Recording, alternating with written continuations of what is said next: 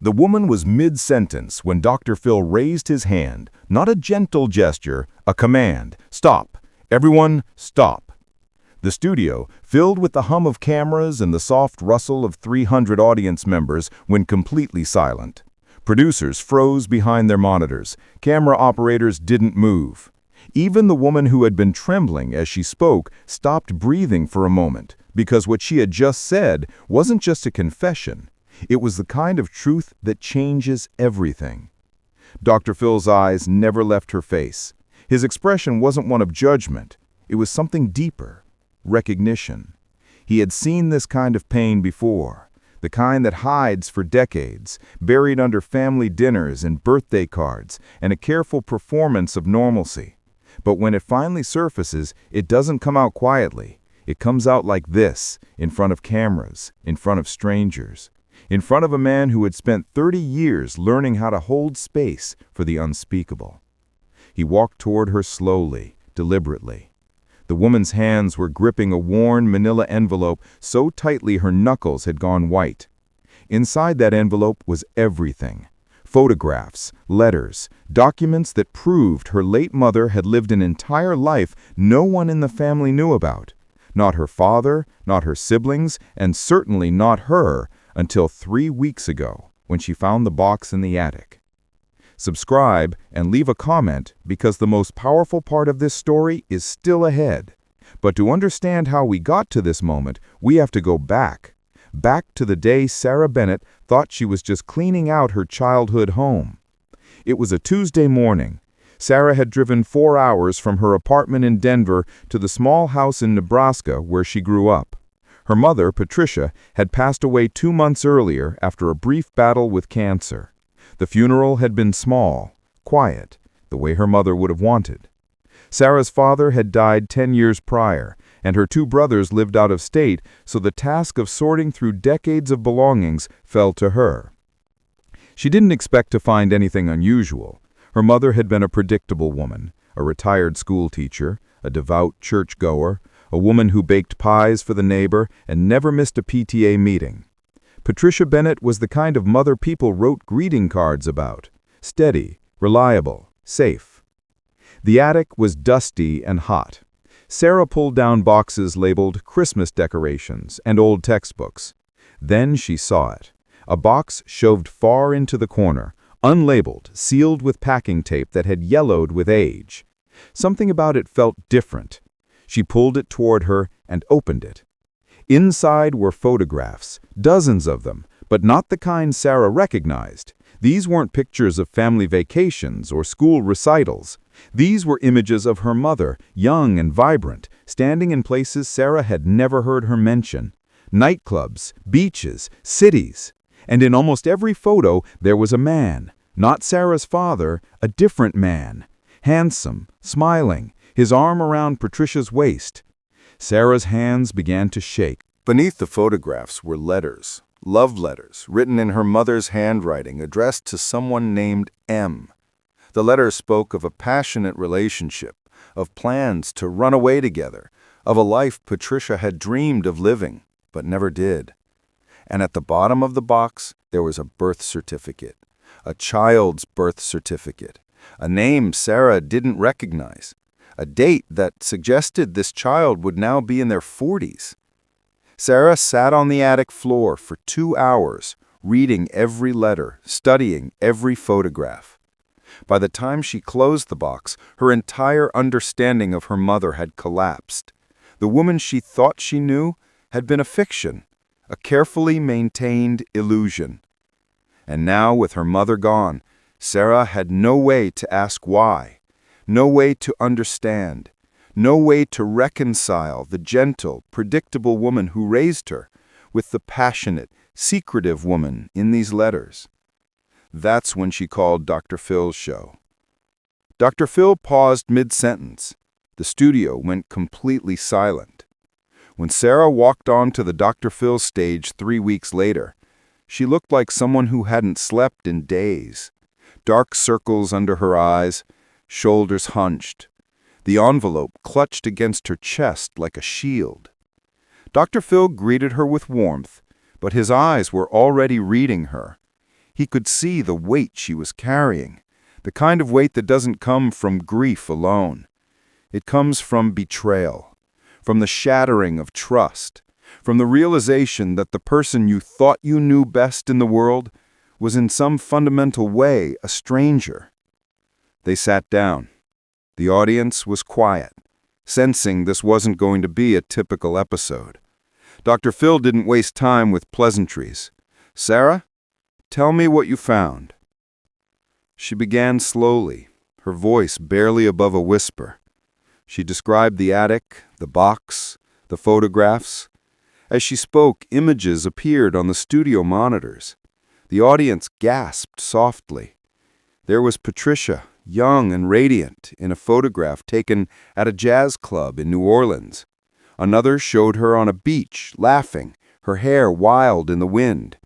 And in every image, the man. Always the man. "Who is he?"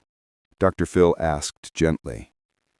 "I don't know," Sarah said, her voice breaking. "I've never seen him before. My mother never mentioned him, never said a word about any of this." Dr. Phil leaned forward. "And the birth certificate?" Sarah's hands trembled as she pulled it from the envelope. "A baby born in 1981. My mother would have been 23. I was born in 1985. That means—" She couldn't finish the sentence. The math was too painful. It meant her mother had given birth to a child 4 years before Sarah was born. And she knew with a sickening certainty. A child no one in the family knew existed. A child who was out there somewhere, possibly unaware that Patricia Bennett was their biological mother. The studio was silent. Not the polite silence of an engaged audience. The heavy, breathless silence of people witnessing something deeply private and profoundly painful. Dr. Phil sat back in his chair. He had interviewed thousands of people over the decades. He had heard confessions, revelations, admissions of terrible things. But there was something about Sarah's story that struck him differently.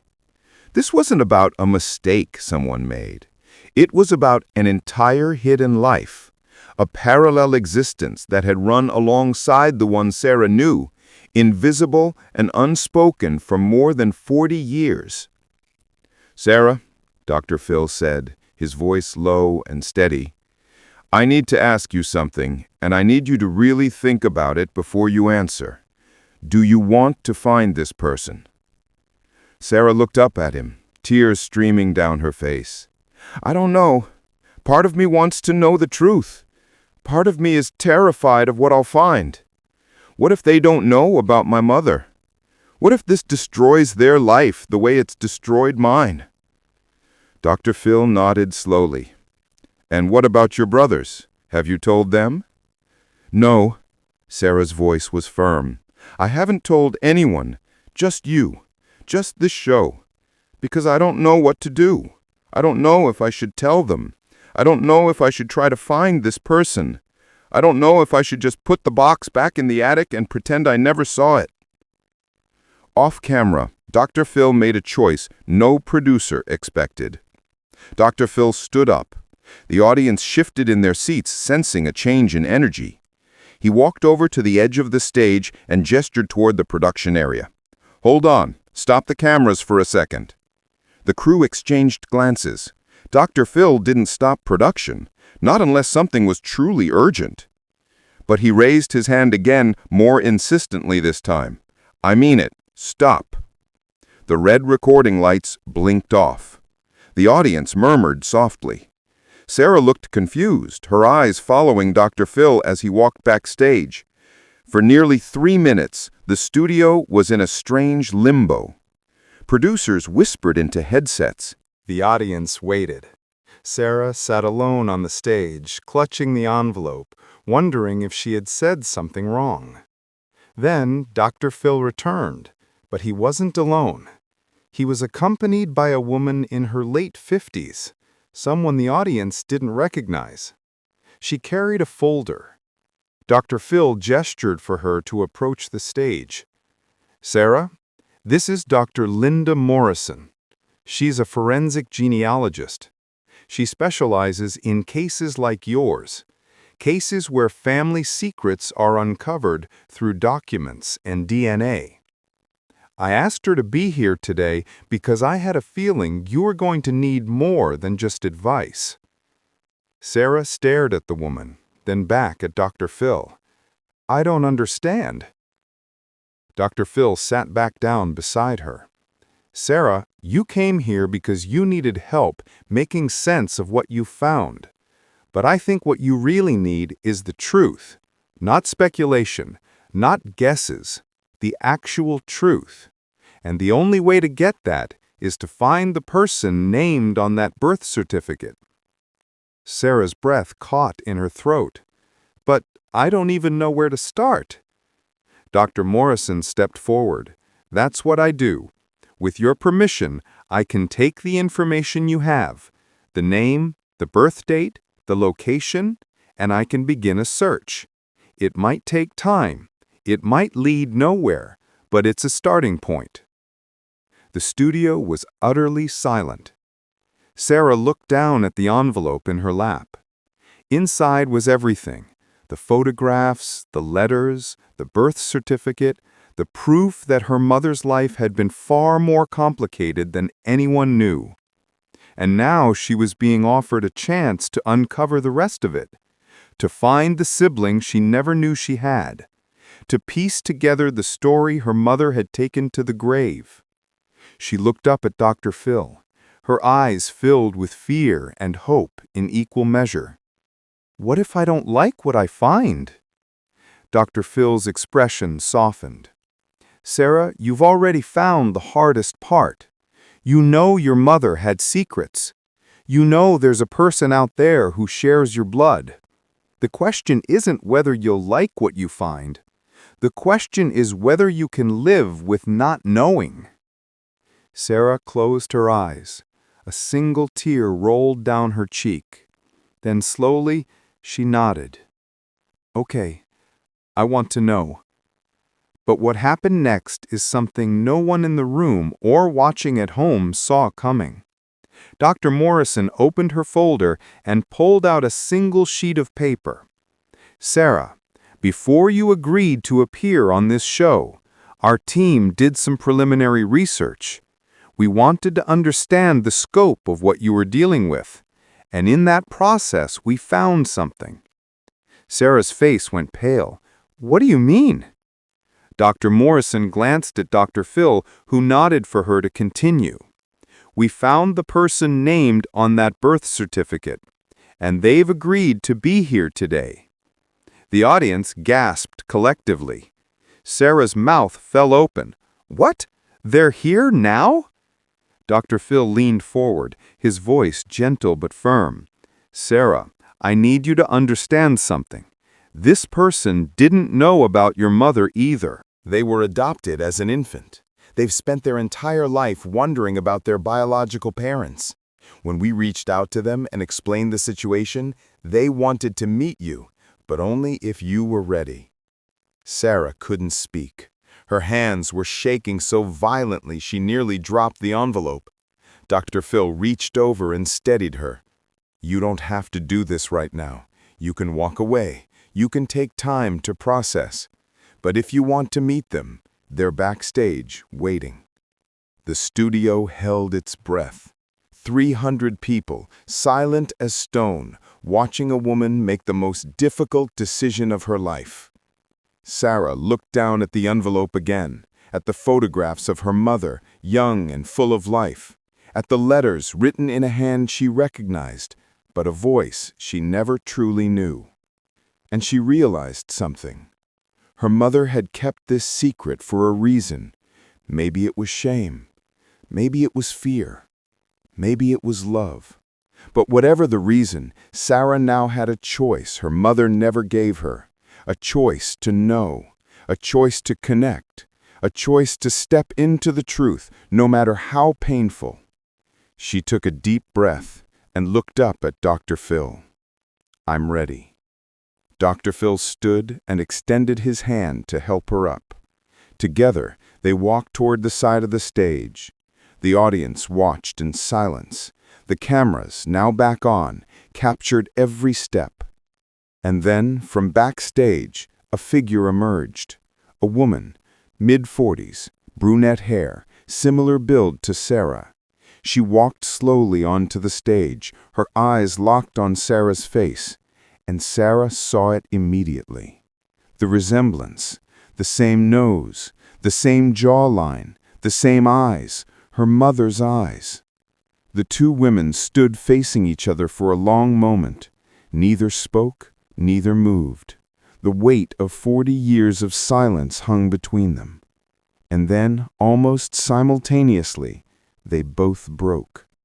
Sarah dropped the envelope, the photograph spilled across the stage floor, and the two women fell into each other's arms, sobbing. The audience erupted, not in applause, but in collective tears. People stood, hands over their mouths, wiping their eyes. Even the camera operators, seasoned professionals who had seen it all, were visibly moved. Dr. Phil stepped back, giving the two women space. His job in that moment wasn't to mediate or guide. It was simply to hold space, to let the reunion happen, to let the truth finally breathe. After what felt like an eternity, the two women pulled apart, still holding each other's hands. Dr. Phil approached gently. "I think you both have a lot to talk about, and we're going to help you through every step of this journey." He turned to the audience, then directly to the camera. His voice was steady, paternal. "Sometimes the truth isn't what we want it to be, but it's always what we need. Sarah came here carrying the weight of a secret that wasn't hers to bear. And today, she found something her mother never could give her. Not answers, but connection." Sarah picked up one of the photographs from the floor. Her mother, young and smiling, staring back at her. She handed it to her newly discovered sister. "I think she would have wanted you to have this." The woman took the photograph, tears streaming down her face. "Thank you." Dr. Phil placed a hand on both their shoulders. "Your mother's story doesn't end with secrets. It continues through both of you. That's her real legacy. Share and subscribe. Make sure this story is never forgotten."